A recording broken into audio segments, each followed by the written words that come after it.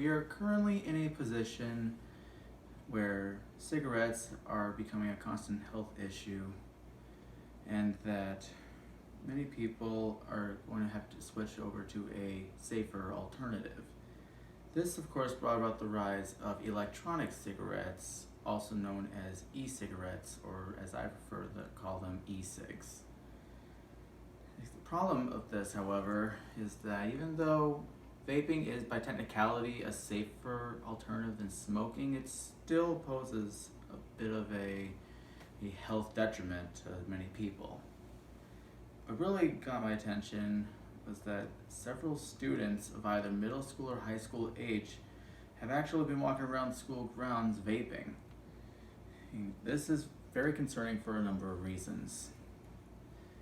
Of course, as we are becoming aware of this issue, it's very important that we actually have to take action to help spread the word on the detrimental health effects of vaping and why it is not a recommended sort of thing. So what I would like to inform you about is three things.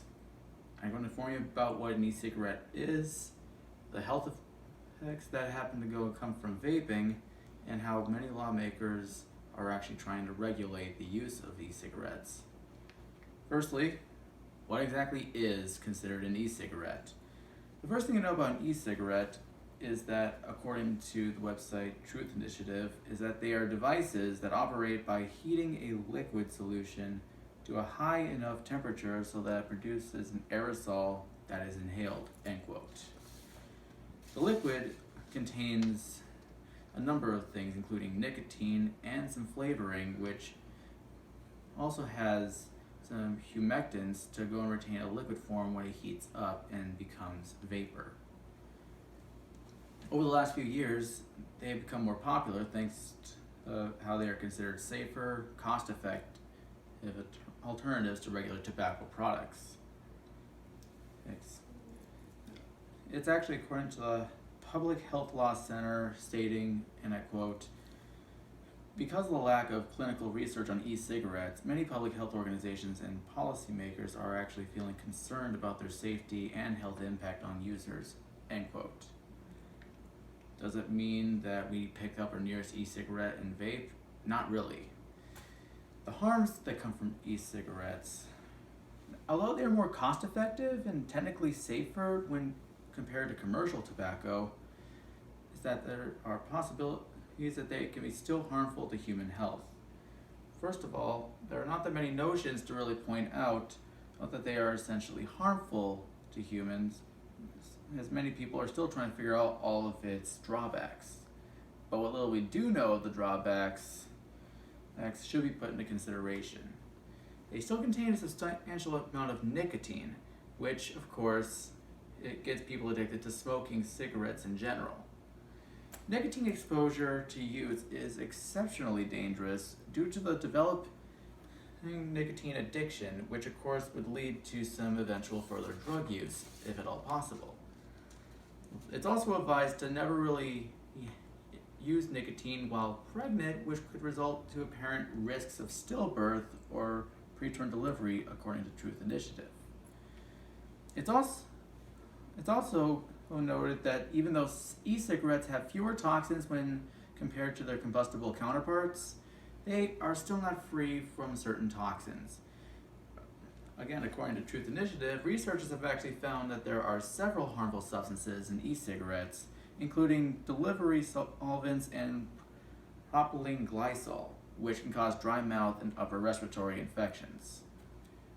Because of these harmful detriments, several law enforcements are intending to find a way to regulate the use of e-cigarettes, hoping to go and keep our youth safe. What's being done to regulate them is that there are many law enforcers to regulate them to make them less eye-catching. And Rachel Becker of The Verge states, "The awkwardly named Stopping Appealing Flavors in E-Cigarettes for Kids, or Safe Kids Act, would require vape manufacturers to prove that their flavorings aren't harmful, to not tempt kids into using nicotine, and actually help adults quit, as the announcement would say," end quote. What may also seem like a viable solution is to ban some e-cigarettes to keep teens and young adults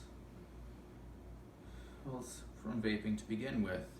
The FDA chief, Scott Gottlieb, has released a letter on September 12th stating that the e-cigarettes are to be banned from schools to prevent teens from even considering the possibility of vaping. Julia Beluz of the Vox states, the Wall Street Journal is reporting that source is we've seen the federal data say that it shows the number of high schoolers who use e-cigarettes in the past 30 days increased by about 75% since 2017. This would mean 20% of high school students have experimented with cigarettes this year. The journal estimated up to 11% last year, end quote. With these laws, if they are passed, it could actually help to regulate the use of e-cigarettes in teens and young adults as a means to prevent a number of growing health concerns. So in conclusion, the main points I've made were to inform you on exactly what an e-cigarette is, some of their harmful effects when it comes to vaping, and that there are laws being passed down to hopefully regulate the issue and prevent future generations from vaping.